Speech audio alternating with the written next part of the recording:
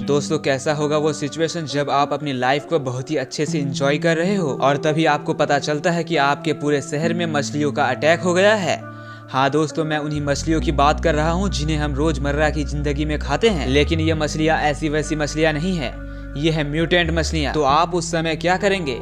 तो दोस्तों इसी थीम पे बेस्ड है आज की ये मूवी। तो चलिए बिना टाइम वेस्ट किए मूवी की एक्सप्लेनेशन को स्टार्ट करते हैं। कहानी की शुरुआत में हम कुछ फिशरमैन को देखते हैं जो कि समंदर में कुछ मछलियां पकड़ने आए होते हैं, लेकिन तभी उन मछलियों को देखकर वो काफी ज्यादा डर जाते हैं और ये सीन यही कट हो जाती है। और तब अगले सीन में हम इस मूवी के मेन कैरेक्टर कौरी को देखते हैं। कौरी कॉल पर अपने बेस्ट फ्रेंड तादाशी से बात कर रही होती है क्योंकि कौरी अपने शहर टोक्यो से ओकिनावा अपने 3 दोस्तों के साथ घूमने आई होती है। कौरी की इस फ्रेंड का नाम है अकी जो कि थोड़ी शर्मिली टाइप की है और ये है एरिका जो कि बिंदास टाइप की है। और पूरा दिन ओकिनावा में घूमने के बाद जब शाम को ये तीनों फ्रेंड्स अपने रूम जा रहे होते हैं, तभी रास्ते में इन्हें बहुत सारे छोटे छोटे समुद्री जीवों और मछलियों की बदबू आने लगती है। अब सोचने की बात ये थी कि इतने बड़े घने जंगल में इतनी सारी मछलियाँ कैसे आ सकती है, लेकिन ये लोग इन सब चीजों को इग्नोर कर अपने रूम की ओर बढ़ने लगते हैं।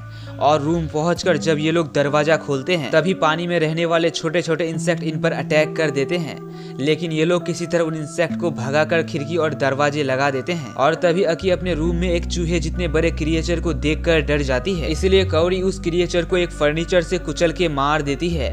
और जब ये लोग उस क्रिएचर को देखते हैं तो देखकर काफी ज्यादा डर जाते हैं क्योंकि ये क्रिएचर कोई ऐसा वैसा चीज नहीं था, ये तो एक फिश थी जिसके पास स्पाइडर्स की लेग्स थी। और तब कौरी उस क्रिएचर को एक पॉलीथीन में रखकर डस्टबिन में फेंक देती है और कॉल करके तदाशी को पूरे सिचुएशन के बारे बताने लगती है और वो उस क्रिएचर के बारे भी बताती है। और तभी कौरी के पीछे हम उस क्रिएचर को देखते हैं जो कि उस पॉलीथीन के साथ उड़कर कहीं जा रहा होता है। और इधर तदाशी कौरी को टेंशन लेने मना करता है। वो कहता है मेरे अंकल एक बहुत ही बड़े साइंटिस्ट है, मैं उनसे इस सिचुएशन के बारे बात करूंगा और उस क्रिएचर के बारे में। और तब हम अगले दिन सुबह का समय देखते हैं जहां एरिका के 2 पुराने फ्रेंड एरिका से मिलने आए होते हैं, लेकिन जब ये लोग बात कर रहे होते हैं तभी इन लोगों पर एक म्यूटेंट शार्क अटैक कर देता है। इस शार्क को देखकर ये तीनों फ्रेंड्स काफी ज्यादा डर जाते हैं क्योंकि इस शार्क के पास स्पाइडर्स के लेग्स थे। और तब एरिका और अकी दोनों नीचे गिर जाती है और नीचे गिरने की वजह से वो शार्क भी थोड़े देर के लिए बेहोश हो जाता है। और तब अकी एरिका से मदद मांगती है, लेकिन एरिका उसे लात मारकर अपना जान बचाकर वहाँ से भाग जाती है क्योंकि वो बहुत ही ज्यादा डरी हुई थी। और तब कौरी अकी की मदद करती है और ऊपर आकर वो लोग एक रूम में लॉक हो जाते हैं, लेकिन ये शार्क भी इतनी आसानी से उन लोगों का पीछा नहीं छोड़ने वाला था। और जैसे ही उस शार्क को होश आती है तो वो अपने स्पाइडर के लेग्स की मदद से सीढ़ियों से ऊपर आ जाता है और उस रूम के अंदर आ जाता है। और रूम के अंदर आने के बाद शार्क एरिका को डंक मार देता है। और तब कौरी उस शार्क का ध्यान अपने ओर आकर्षित करती है और चालाकी से उस शार्क को ऊपर से नीचे गिराकर मार देती है, लेकिन ये तो बस शुरुआत थी। और तब हम कौरी के होटल के नीचे बहुत सारे समुद्री जीवों को देखते हैं जो कि शहर की ओर बढ़ रहे थे। और तब हम शहर के तरफ देखते हैं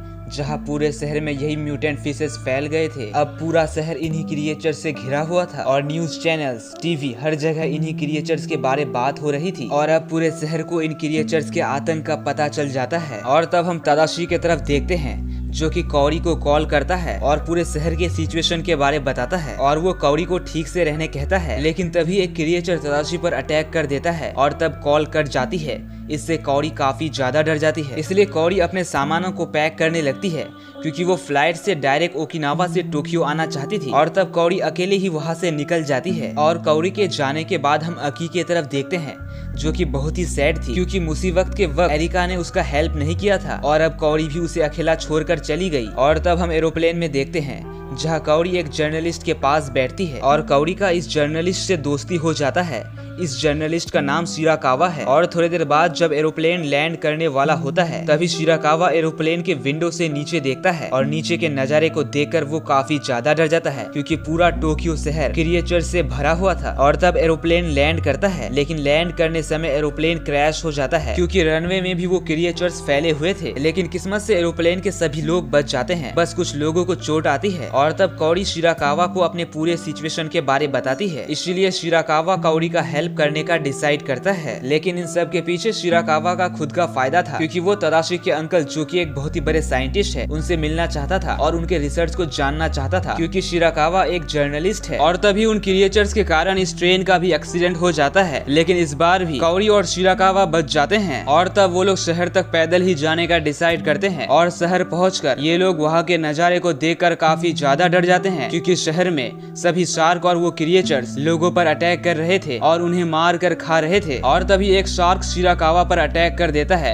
लेकिन कौड़ी किसी तरह शिराकावा को बचा लेती है। और कुछ देर बाद एक और भयंकर क्रिएचर शिराकावा पर अटैक कर देता है। ये एक स्पाइडर ऑक्टोपस था। और जब कौड़ी शिराकावा को बचाने की कोशिश करती है तो वो ऑक्टोपस अपने टेंटेकल से कौड़ी को ही पकड़ लेती है। और तब शिराकावा किसी तरह अपने आप को उस ऑक्टोपस से छुड़ाता है और एक गाड़ी में बैठकर उस गाड़ी से उस ऑक्टोपस को टकरा देता है, जिससे कि उन लोगों का जान बच जाता है और वो लोग वहाँ से चले जाते हैं। और तब अगले सीन में हम एरिका की तरफ देखते हैं, जिसे कि बहुत ही अजीब फील हो रहा था, इसलिए वो उस रूम से बाहर नहीं निकलती। और तब अकी उस डोर को नॉक करने लगती है और एरिका को बाहर आने कहती है, लेकिन एरिका बाहर नहीं आती, इसलिए अकी जबरदस्ती उस रूम को तोड़कर अंदर आ जाती है। और अंदर आने के बाद वो एरिका को देखकर बहुत ही ज्यादा डर जाती है, क्योंकि एरिका एक ऑग्र जैसे क्रिएचर की तरह दिख रही थी। ऐसा इसलिए होता है क्योंकि उस म्यूटेंट शार्क ने एरिका को डंक मार लिया था। और क्योंकि अकी एरिका के इस रूप को देखकर बहुत ही ज्यादा डर गई थी, इसलिए वो वहाँ से जाने लगती है। लेकिन तभी पीछे से एरिका उसका पैर पकड़ लेती है, जिस वजह से अकी नीचे गिर जाती है। और तब एरिका उसे कहने लगती है, प्लीज मेरी हेल्प करो। लेकिन अकी उसका हेल्प नहीं करती, क्योंकि उसे एरिका से बदला लेना था, इसलिए वो भी एरिका को उसी तरह लात मारती है जिस तरह उसने उसे मारा था। और जब एरिका समझ जाती है कि अकी उसका हेल्प नहीं करेगी, तो एरिका अकी के ऊपर अटैक कर देती है, इसलिए उन दोनों में फाइट होने लगती है। और इसी बीच अकी के हाथों में एक शार्प ऑब्जेक्ट लग जाता है, जिसका इस्तेमाल कर वो एरिका को मार देती है। और तब अगले सीन में हम कौड़ी और शिराकावा की तरफ देखते हैं, और तभी वो लोग आर्मी के कुछ लोगों को देखते हैं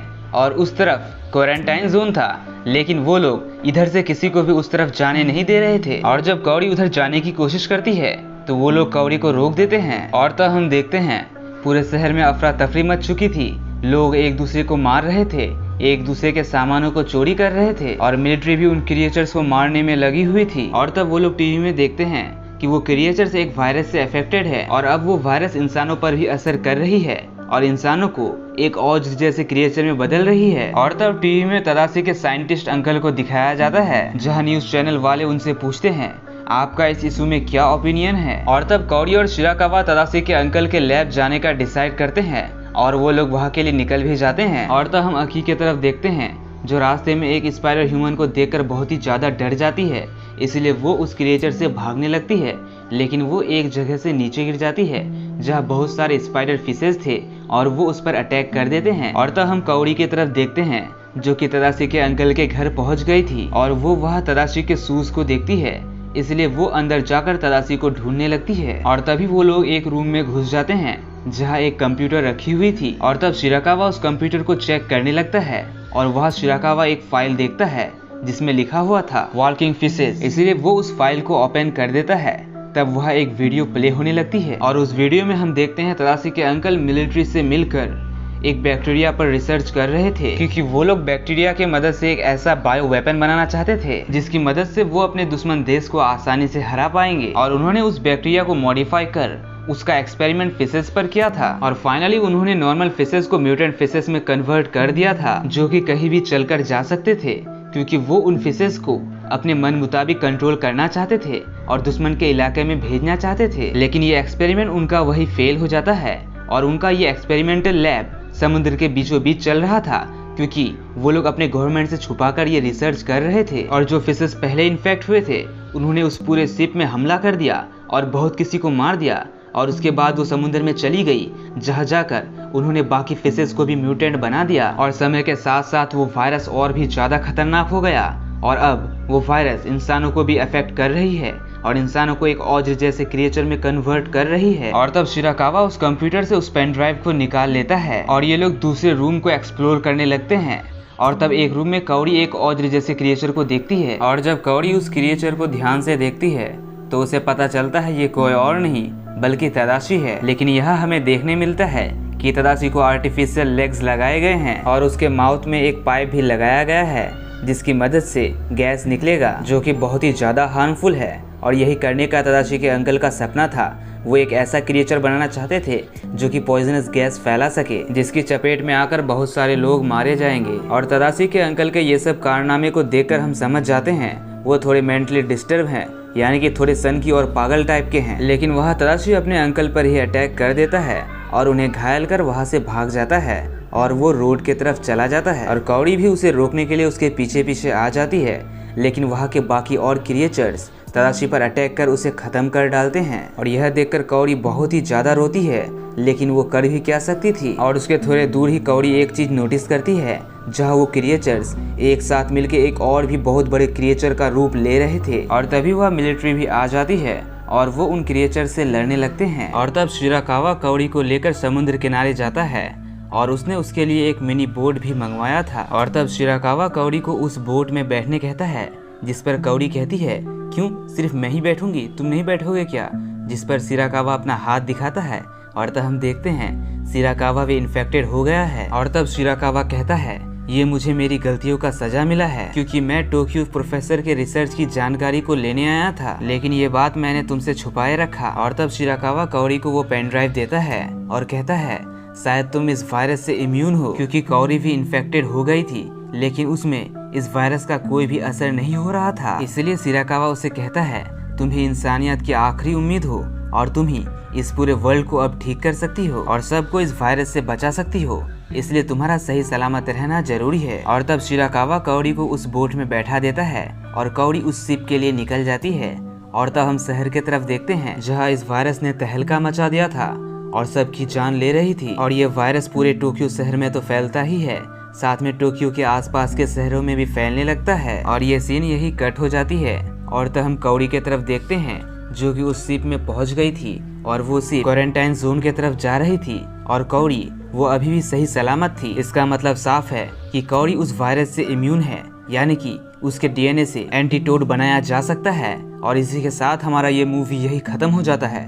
तो दोस्तों, आप लोगों को ये मूवी कैसा लगा? और अगर जरा भी अच्छा लगा हो तो हमारे इस वीडियो को लाइक कर दे और हमारे चैनल को सब्सक्राइब कर दे। तो मिलते हैं इसी तरह के किसी नेक्स्ट वीडियो में, तब तक के लिए ओके बाय।